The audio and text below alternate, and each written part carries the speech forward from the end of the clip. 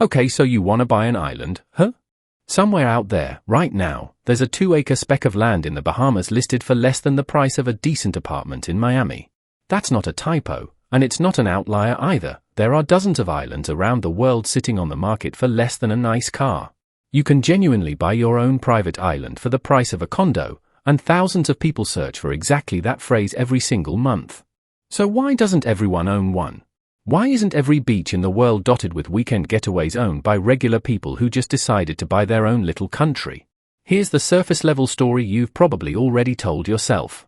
You buy the island, you build a little house, you plant a flag, and from that point on it's basically free, no rent, no neighbors, no noise complaints, no HOA, just you and the water forever.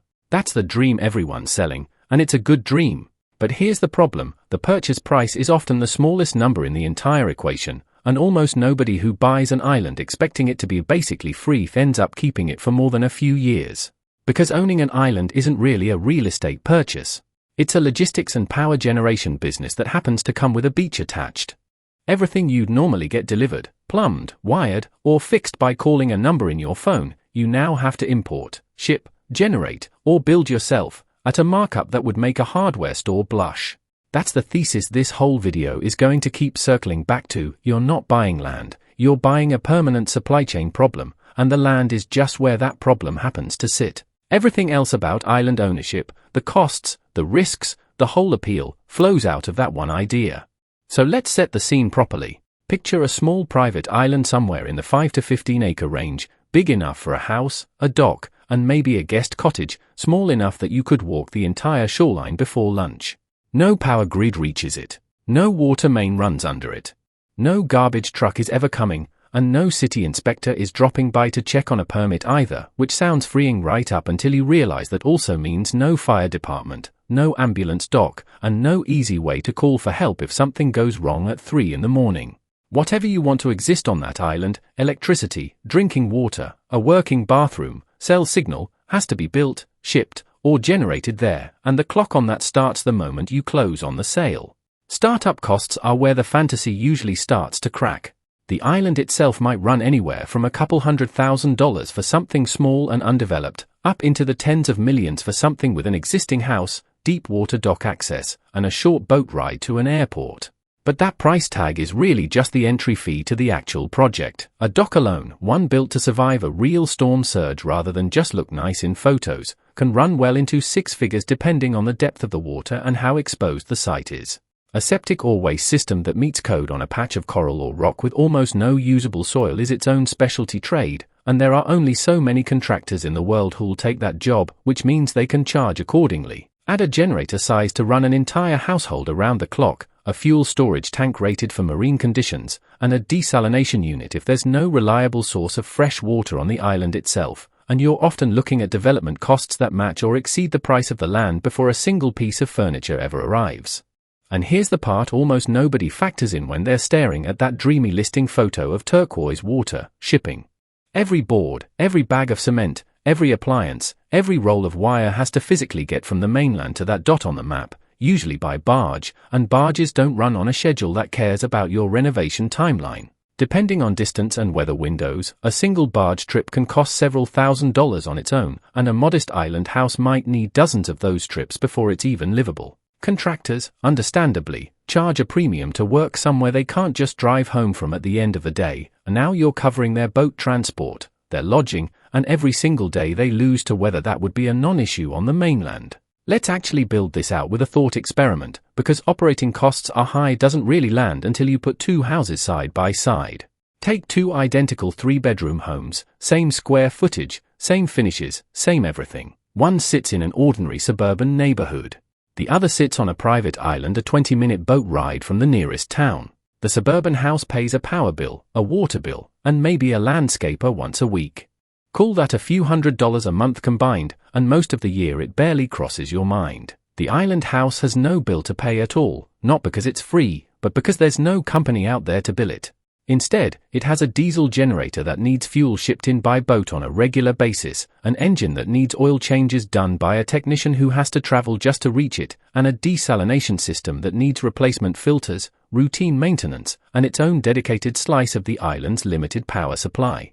Depending on how heavily the house is used, realistic annual running costs for a setup like that can land anywhere from $20,000 to $80,000 a year, and that number is before a single storm ever damages anything. Same square footage as the suburban house, wildly different economics, because one of those two homes is plugged into civilization and the other one has to quietly manufacture its own miniature version of civilization every single day, whether anyone's even there to enjoy it or not.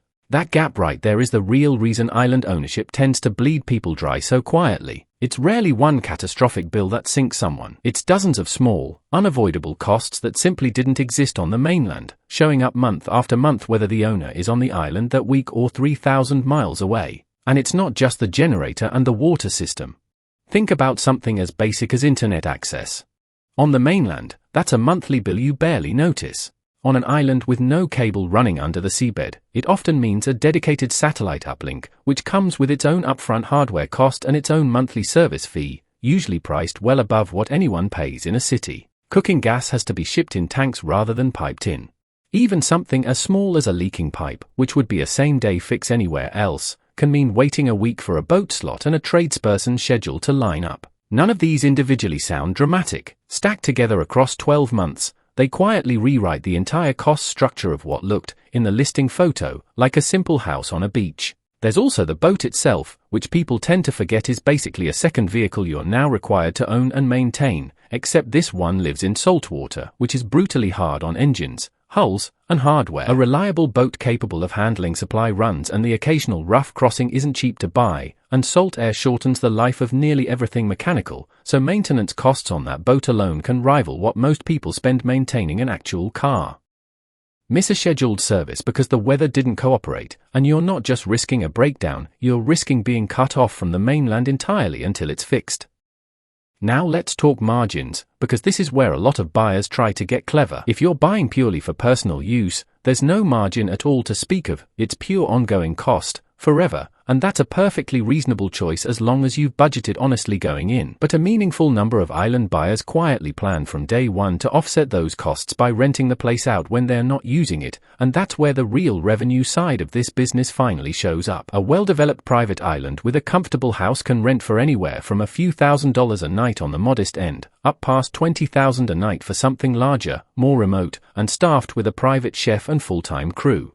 On paper, that sounds like it solves the entire cost equation in a handful of bookings a year. Here's what that headline number doesn't tell you, though: staffing. Someone has to physically be on that island full-time even when there are no guests booked at all, because the generator, the water system, and the dock all need constant monitoring, and equipment left unattended in salt air for even a few weeks tends to fail fast and expensively. Layer on insurance that runs multiples higher than a comparable mainland property, because insurers know exactly how costly island claims are to service given the logistics involved, and a large chunk of that impressive nightly rate quietly evaporates before it ever becomes actual profit in your pocket. Market forces make this picture even more uneven depending on exactly where the island sits on a map. Location changes everything here. An island a short ferry ride from an existing airport and supply chain runs a completely different cost structure than one that requires a multi-hour boat transfer just to restock groceries. Labor is scarce and expensive almost everywhere in this niche, because skilled marine contractors, generator technicians, and dock builders are a genuinely small pool of specialists who can effectively name their price when the only competing option for a client is flying someone else in from farther away. Regulation swings wildly by country too. Some jurisdictions make foreign island ownership fairly straightforward on paper. Others require setting up a local corporate structure just to hold title, mandatory environmental permitting before any construction, or outright restrictions on development near coral reefs and protected coastlines, any of which can quietly turn what looked like a clean purchase into a multi-year permitting fight before a single foundation ever gets poured. Culture and seasonality matter more here than almost any other property type too. A destination island in the Caribbean or the South Pacific might command premium rental rates for 6 months of the year and sit almost entirely empty the other 6, once hurricane season or the off-season rolls around, and that empty half of the year still comes with a full generator running, full insurance premiums due, and full staff wages to cover, whether a single guest ever books or not. Compare that to a mainland vacation rental, which can usually find at least some weekend demand year-round simply because it's easy to reach. An island's remoteness, the very thing that makes it desirable, is the same thing that concentrates its income into a narrow window and leaves the rest of the year as pure carrying cost. For a real-world look at how this business actually plays out at scale, look at Richard Branson and Necker Island in the British Virgin Islands. He didn't simply buy a private paradise and vanish onto it. He built it into a genuine commercial operation, renting the entire island out to groups and celebrities for years, and then rebuilding a huge portion of the property after Hurricane Irma tore through it in 2017. That storm is really the entire case study compressed into a single event. Even a well-funded, professionally staffed, and commercially successful island business can lose most of its physical asset in one night of weather, and the rebuild afterward ran into the tens of millions of dollars. Branson had the capital, the brand, and the existing customer base to absorb a hit like that and come back stronger than before. Most private buyers simply do not have that cushion, and a direct hurricane strike on an underinsured or uninsured island can erase a decade of careful rental income in a single night. What makes Necker Island useful as a case study isn't just the storm, it's what happened afterward. Branson didn't walk away from the asset. He treated the rebuild as a capital investment in an ongoing business, the same way a hotel chain would rebuild a flagship property after a disaster, because the brand and the booking pipeline were valuable enough to justify it. That's the mindset shift that separates island ownership as a hobby from island ownership as a business, and it's exactly the mindset most first-time buyers don't have going in, because they bought the island to get away from thinking like a business owner in the first place. Which brings us straight into risk, because islands concentrate risk in a way almost no other asset class really does. You can't diversify a single piece of land the way you might spread money across a stock portfolio. Storm damage, steadily rising insurance premiums in hurricane-prone regions, slow shoreline erosion that quietly eats away acreage over the years, and the simple, unglamorous fact that if your one and only generator fails, there is no backup grid sitting behind it to pick up the slack. All of that risk sits concentrated on one property with essentially no fallback system built in. Resale is its own quiet problem too. Private islands are an extremely thin market. There are only so many buyers in the world at any given moment looking for exactly this kind of asset, which means that when you finally do want to sell, you might be waiting years for the right buyer to appear rather than weeks, and that illiquidity gets priced in as a real discount the moment you decide you're ready to walk away. There's a quieter risk too, one that doesn't show up in any spreadsheet: isolation itself. A medical emergency that would mean a 10-minute ambulance ride on the mainland can mean a boat trip, a helicopter, or hours of delay on an island, depending on weather and daylight. Family members and friends who happily visit once are often less enthusiastic about a second or third trip once they've experienced the actual travel time involved, which means the very people you pictured sharing the island with may end up visiting less than you'd hoped.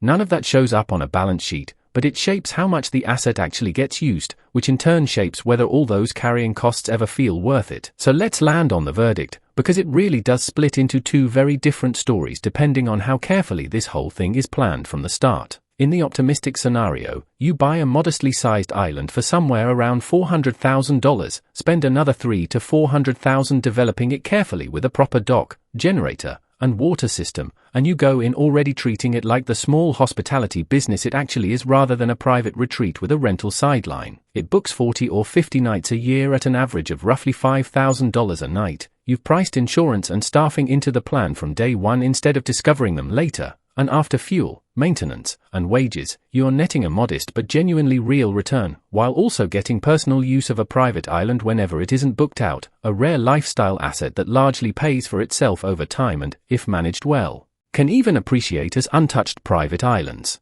Become scarcer. In the realistic scenario, that exact same island ends up costing considerably more to develop than planned, because of shipping delays and contractor premiums nobody budgeted for going in. Insurance climbs a little more every single year as storms grow more frequent and more severe in that region, sometimes doubling within a decade. Rental bookings come in lower than projected because the destination turns out to be harder to market than the brochure suggested, and marketing an island well enough to fill it consistently turns out to be its own full-time job that nobody planned for.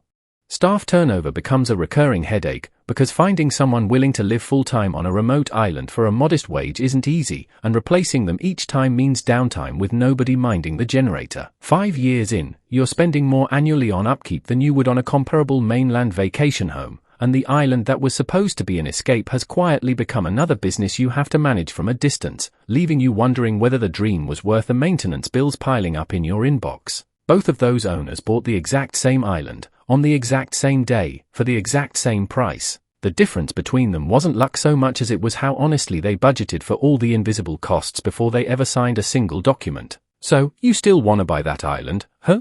Just remember, you're not really buying a piece of paradise. You're signing up to run your very own tiny, self-sufficient country, one generator, one barge, and one insurance renewal at a time.